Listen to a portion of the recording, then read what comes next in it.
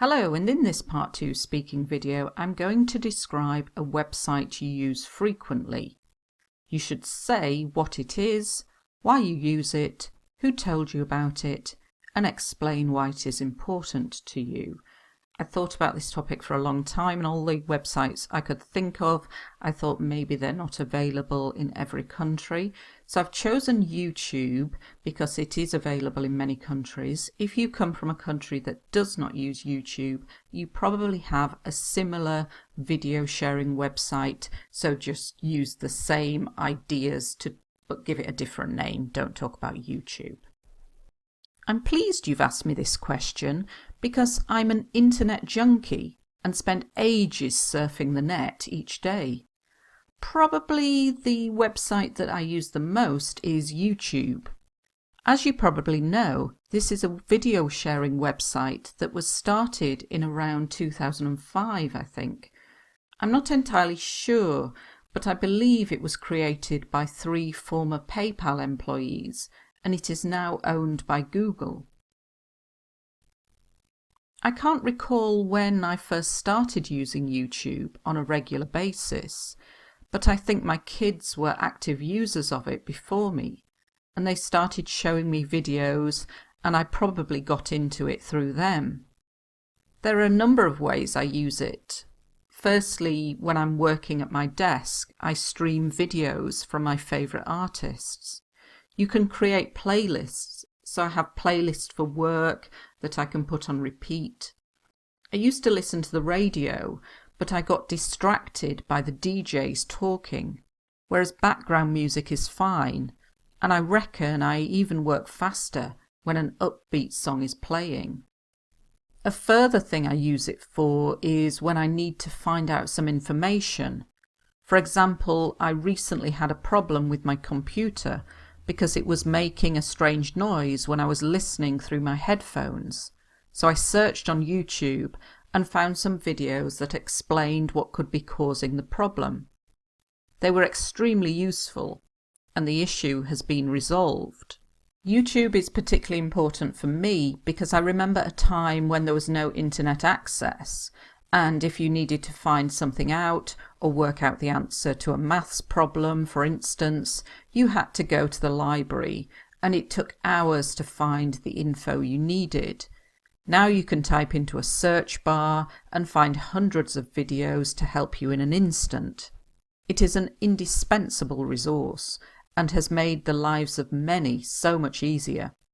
The fact that all the videos can be accessed at no cost is mind-blowing, really. Okay, so let's take a look at some of the language used. Here's one I've used in many part 2 answers. You need to know how you're going to start your part 2. So I'm pleased you've asked me this question and the reason this is good is because you've got the present perfect. You have asked me. I'm an internet junkie. Junkie is quite an informal word and it means drug addict. So a person who is addicted to drugs. But we can say an internet junkie to describe somebody who is addicted to the internet. To spend ages, this means to spend a long time. We use the word ages to mean a long time. It's quite informal. You could use it in IELTS writing. We have been developing alternative forms of energy for ages, and it means for a long, long time. Surfing the net, to spend ages surfing the net, means going on the internet. As you probably know, it's just a little useful filler phrase. A video sharing website. So this is what YouTube is. It's a video sharing website. Used some passive here. It was started in around 2005. If you're talking about a different website, don't know when it was started, just say it was started in around 2005. You're not marked on accuracy in your answer. I'm not entirely sure. Please use this instead of saying I don't know. I'm not entirely sure, but I believe. Remember not to use I think over and over again. It was created by, so if you don't know who your website was created by, say, I've absolutely no idea who it was created by, but try to get the language in. Former, meaning previous, they previously worked for PayPal, former PayPal employees. It is now owned by Google.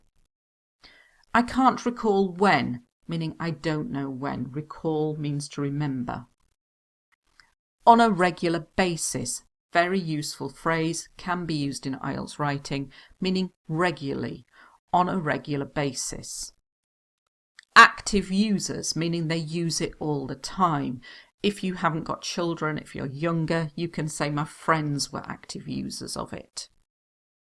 I probably got into it through them. To get into something means to start liking something. I got into K-pop through seeing BTS on Twitter, for example. So to get into something, to start liking something. So I'm doing it like a bit like a mini essay, thinking of there are a number of ways I use it. So firstly, I'm going to look at the first example. When I'm working at my desk, I stream videos. When you play a video online or you play music on your phone, so you're using the music digitally, we call it to stream. So I stream videos and it's basically play.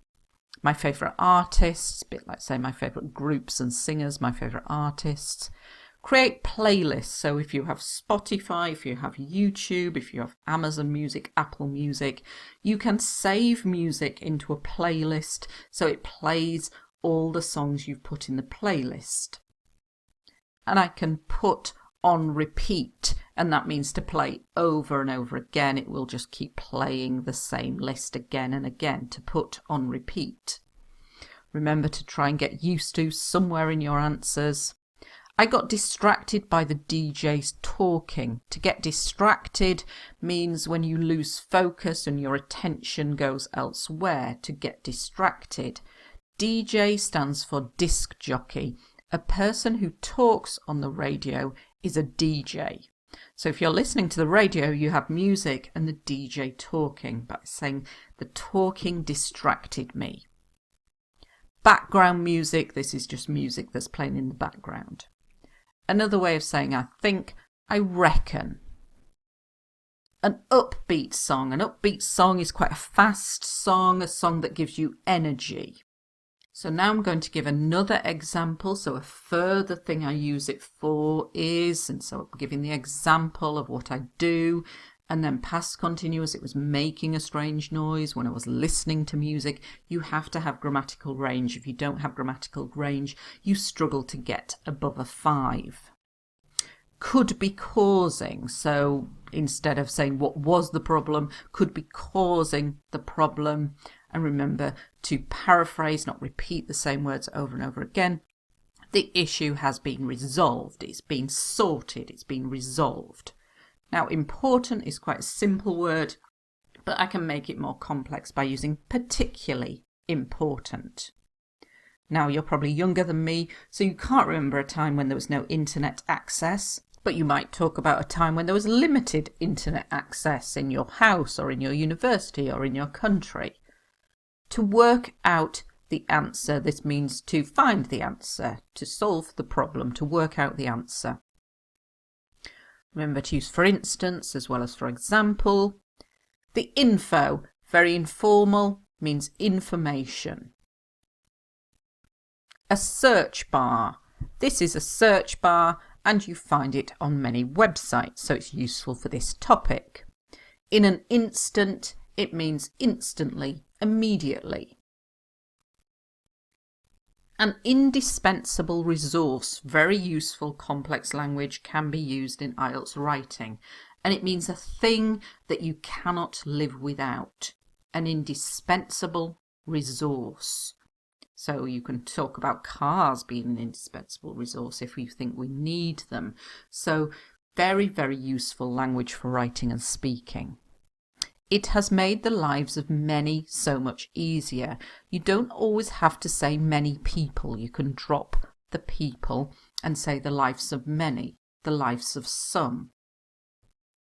The videos can be accessed. We access videos. So the videos can be accessed at no cost. This means free. Mind-blowing. Very good adjective.